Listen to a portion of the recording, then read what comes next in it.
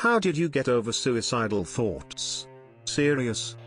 I've tried to kill myself a few times. The reason I don't act out on the thoughts anymore is I'm afraid I'll fail but maim myself if I keep trying. Or end up in a psychiatric facility that doesn't believe me when I start feeling better on medication. I've been in that situation before and it's terrifying. I thought on how it would affect each member of my family and I couldn't do that to them. I started to attempt to keep myself occupied. I started jogging in the mornings, reading more, cooking more complicated meals, painting, and playing music. It was a struggle, still is actually, because depression affects motivation as well, but I eventually got into a routine and felt better. Therapy and support from my friends and antidepressants. I have made 2 attempts in my life, and for me what I have done to get over the feeling is spending time with those who make me happy as well as making as many relationships as possible. That makes it harder to leave because the impact would be harder. I also have gotten tattoos that are my reminders for why I want to live. My crush keeps me going and I know that's not good. I become blind in school when she's near me. I get incredibly angry without showing it when people that actually are my friends talk to her or walk beside her and make her laugh. I hate myself more and more every day imagining what life could be if I had someone to love or how it feels to be loved back. I know that it's not familiar love I crave, it's the romantical one. And when I make her laugh 2 times a week, it's that smile that turns my world upside down and relieves the energy to fight the thing that is my drama. Time and patience and a new outlook on life, which mostly came from time and patience, and listening to George Carlin's stand-up bits about suicide, where he treated other people killing themselves as entertainment. That last part may not be for everyone, but at the time it was the funniest thing I had ever heard and it cheered me up, which is why I never listen to anyone who says there are certain things no one should ever joke about. You've survived every single bad day so far. I just find that I need constant stimulation in order to keep myself from getting depressed. Whether it's exercising, eating, watching TV, playing Pokemon or whatever. The minute I get bored is when the thoughts kick in, therefore I need to keep myself busy. Just find something that you enjoy to do and stick with it. This kind of goes for anything really: stress, depression, anxiety, or just straight up boredom. I found a love for Photoshop, working out, cycling and playing basketball. Regardless of the weather, I was able to do anything from that list. Using those outlets for my emotions helped me a lot. Wishing you the best. Stay busy constantly. Cleaning, hobbies, organizing, whatever. Think of the effect on your loved ones. Try to remain productive. Eventually you'll find yourself happy of the situation and surroundings you find yourself in. I've learned that derailment and deflection works. Especially since I'm in between semesters, my depression has crept back in. Now that I don't have enough work to focus on, my focus reverts back inwards, which is bad. I'm very introverted to the point that I tear myself apart.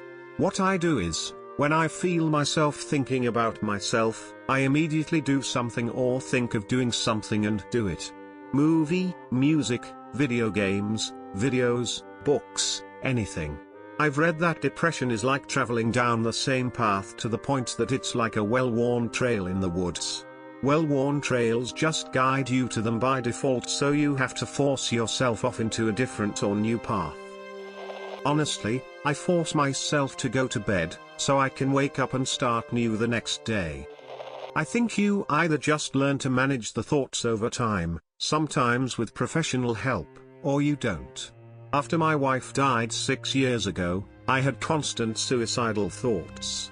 I would imagine how I was going to do it to where it was the least painful. The thing is, I don't know whether the thoughts were genuine, in that was I doing this because of my grief, or was it that I wanted to tell myself that I loved her so much that I had to go through the motions of showing that I couldn't go on without her. To this day I'm unsure as to which it really was. Maybe one becomes the other, I don't know. What I do know is that the thought of orphaning our 2 children trumped the thought of wanting to harm myself, if that was ever seriously on the table. I still think about it sometimes. Not as intensely as before, but I sometimes let myself wallow for a brief period. It's almost like inoculation against a disease. I let myself touch the grief and pain for a few minutes to get it out of my system, then things are mostly fine for a few weeks or months until I do it again. It's worse when this is done involuntarily, where something I see/hear/remember makes me think of her. It floods back and hits me like a truck in those situations. It's easier when I can manage the process myself and do it on my own terms. A psychologist or therapist could probably make quite a bit of money from me. Just do it or stop thinking about it. I chose to stop thinking about it. I realize I'm actually too mentally weak to actually go through to kill myself. It's even more depressing, but I don't kill myself, I couldn't anyways.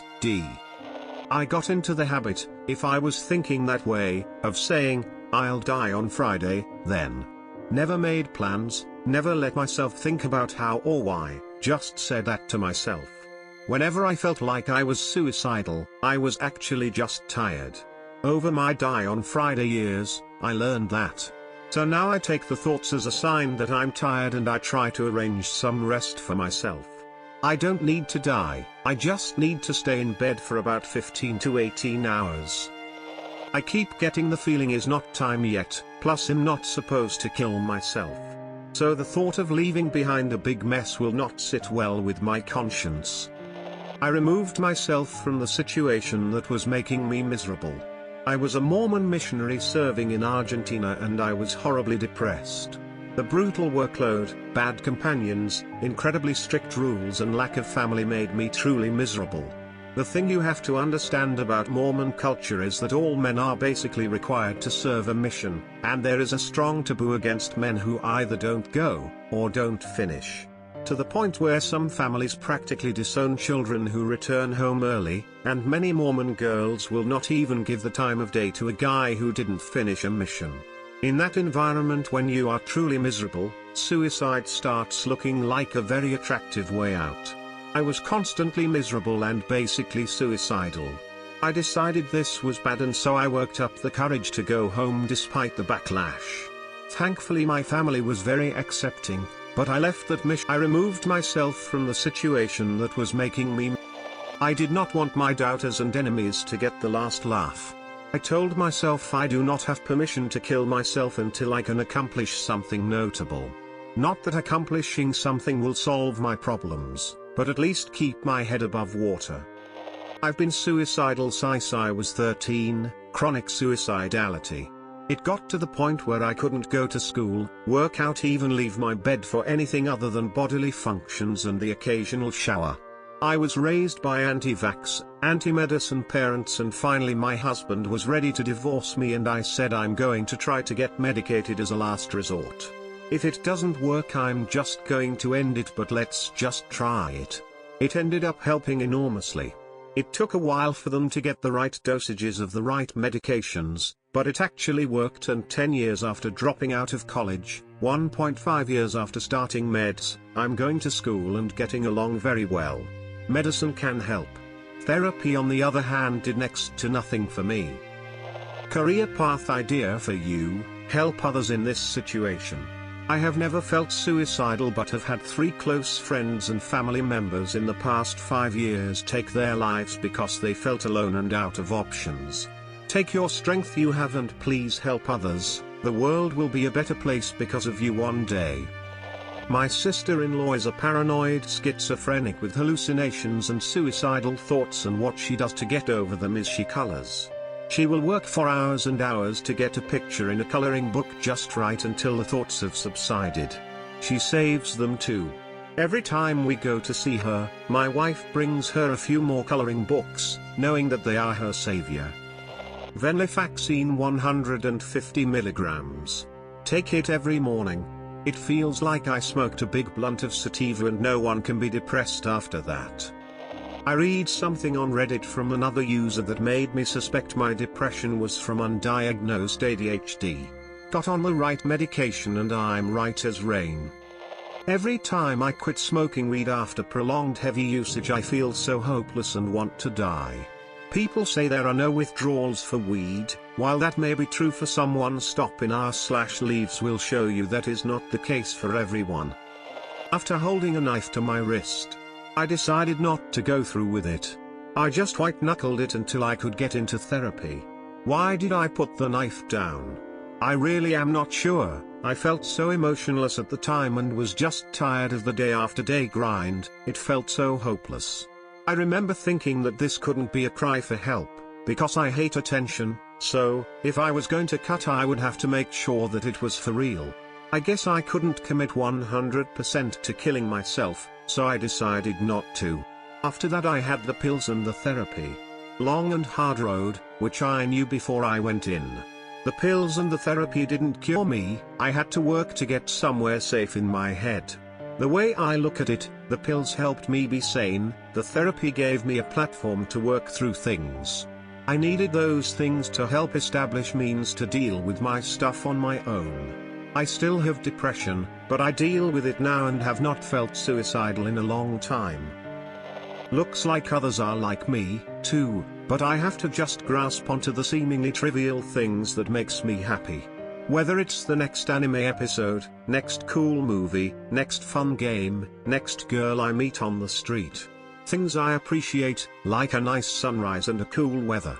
Then I'll tell myself I won't be able to see them again if I just die. On the other hand, also remind myself that it's not actually that hard to just live in a developed country. I don't really starve, there's a place I can sleep warmly. Things are okay, I don't have to die today. And that just let me drag on another day till things get better. I'm on meds, I have a relatively happy life, and people that care about me. I still think about it almost every day. The way I deal is I find reasons not to die, it's that simple. I get through it when it's bad and try to ignore it when it's not so prominent. But it's always there,